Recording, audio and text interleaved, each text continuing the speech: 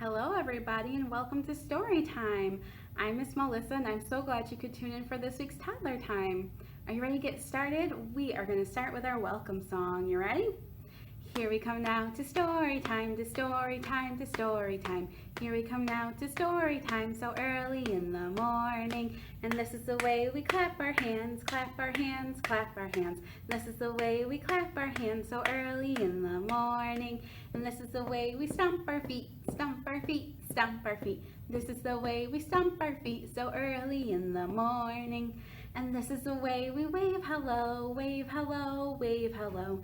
This is the way we wave hello so early in the morning. All right, so now it is time for our first story for today. And this story is called Too Many Moose. It is by Lisa M. Backos. When Martha decided she must have a pet, she marveled and mulled over what she should get.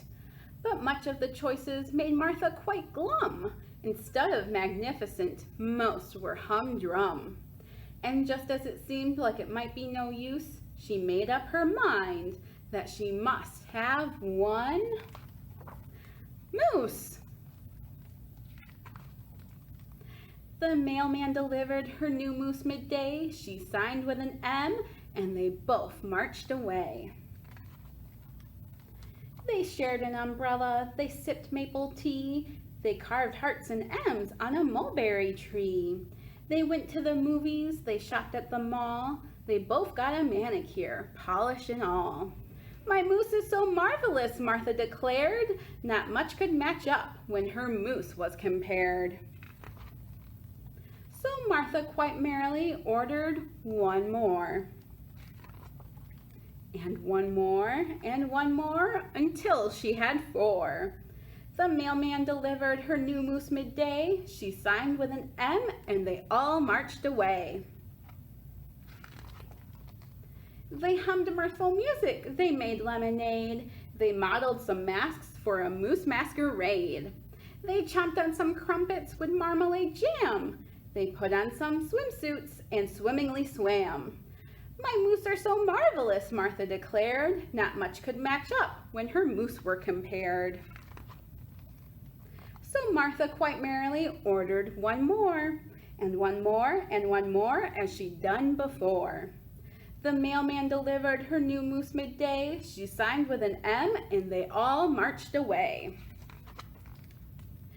They munched macaroni, they practiced some math, they mixed up some mud pies, then jumped in a bath. They baked homemade muffins from morning till noon. They mamboed till midnight by beams of the moon. My moose are so marvelous, Martha declared. Not much could match up when her moose were compared. So Martha quite merrily ordered one more, and one more, and one more, as she'd done before. The mailman delivered her new moose midday. She signed with an M, and they all marched away. The more moose the merrier, Martha exclaimed. There's much more to moose than the catalog claimed. Seems Martha was smitten with marvelous luck, till one day, most all of her moose ran amok.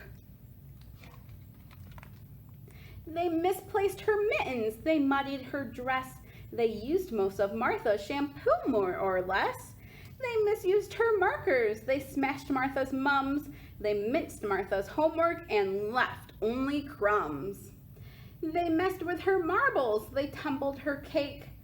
More moose were most certainly quite a mistake. So Martha proclaimed that the moose must go back. She wrapped up some muffins and helped them all pack.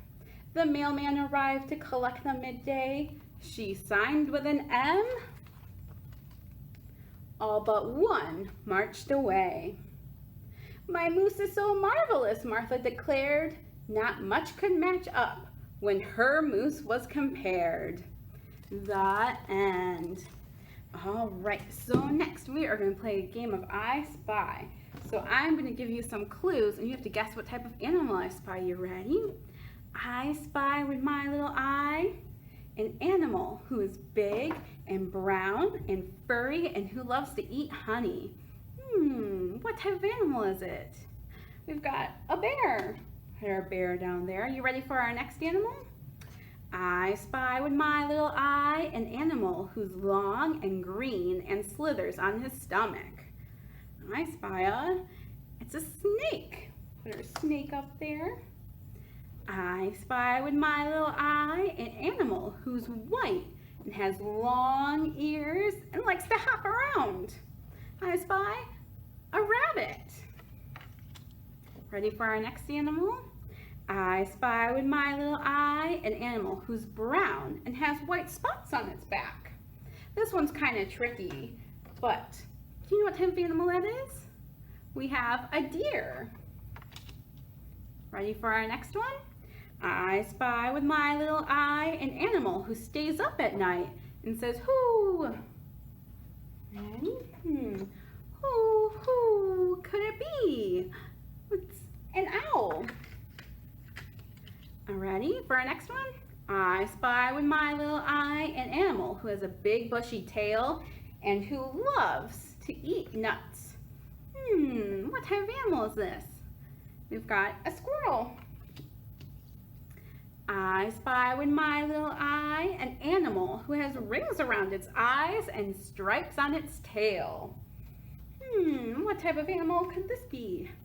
It's a raccoon. Ready for our last animal?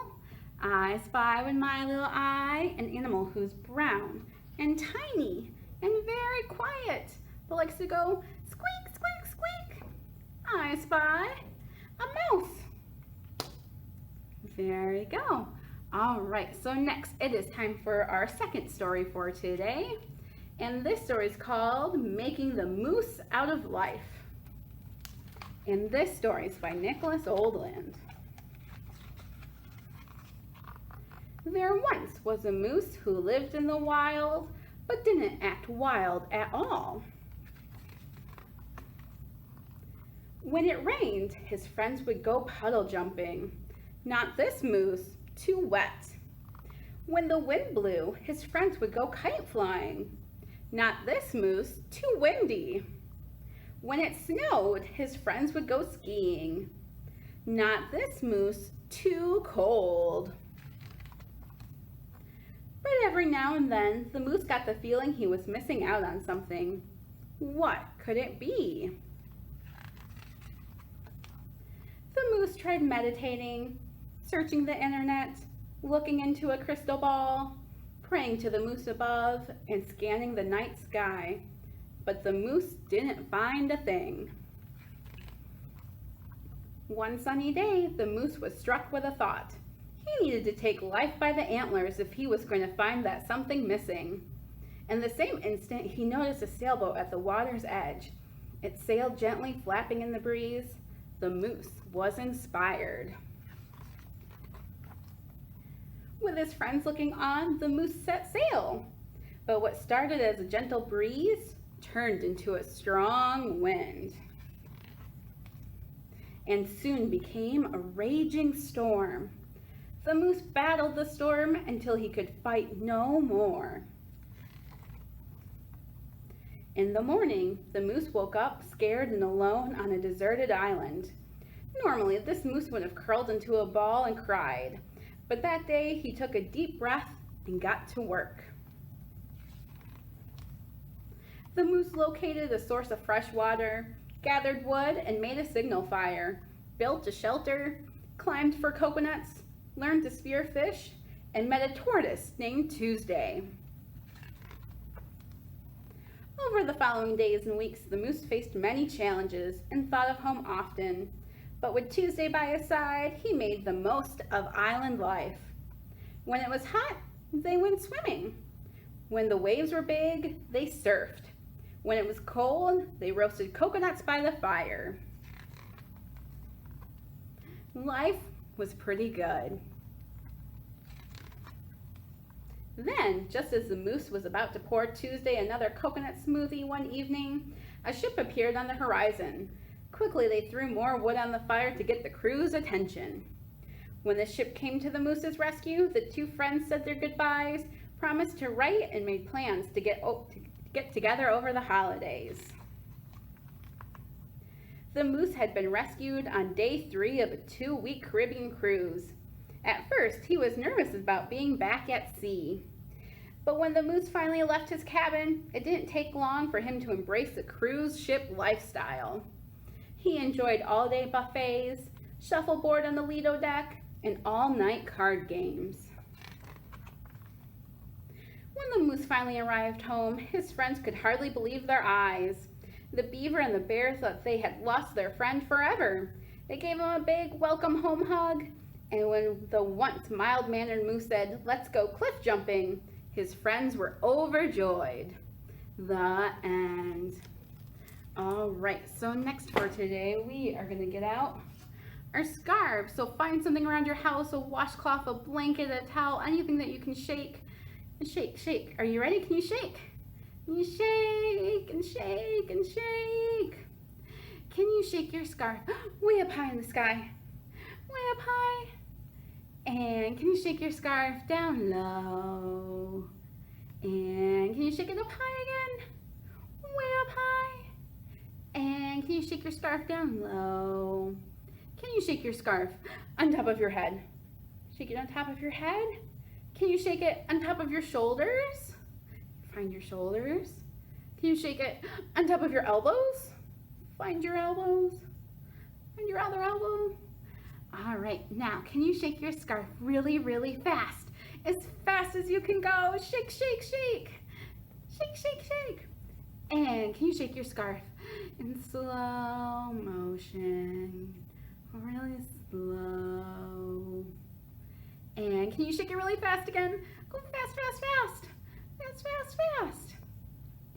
And can you shake it really slow? Now, can you take your scarf and can you toss it into the air and catch it? Can you toss it into the air and catch it? Toss and catch. Toss and catch it. And now, can you take your scarf and can you play peekaboo? Go, peekaboo, peekaboo, peekaboo. All right, so now we are ready for a song with our scarves. Everybody can shake along. You ready? We wave our scarves together, we wave our scarves together, we wave our scarves together because it's fun to do. We wave them up high and we wave them down low. We wave them in the middle because it's fun to do. You ready? Now we're going to toss our scarves. We toss our scarves together. We toss our scarves together. We toss our scarves together because it's fun to do.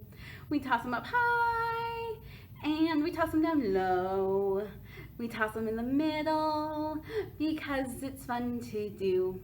Nice job. Give yourself a great big shake. Can you shake, shake, shake? All right, so now we are all done with our scarves for today, so you can set them aside. And we have one last story for today. And this story is A Moose That Says Moo. And this story is by Jennifer Hamburg. If I were allowed to invent my own zoo, the first thing I'd have is a moose that says moo. Next would come sharks that would read book after book. An ox would serve eggs as a short order cook. The bears would drive cars. The skunks would jump rope. The sheep would take baths full of bubbles and soap. The zebra would put on a dress and a cape, wear really tall shoes, then dance with an ape. The tigers would swing among leafy green trees and lazily lounge in the warm summer breeze.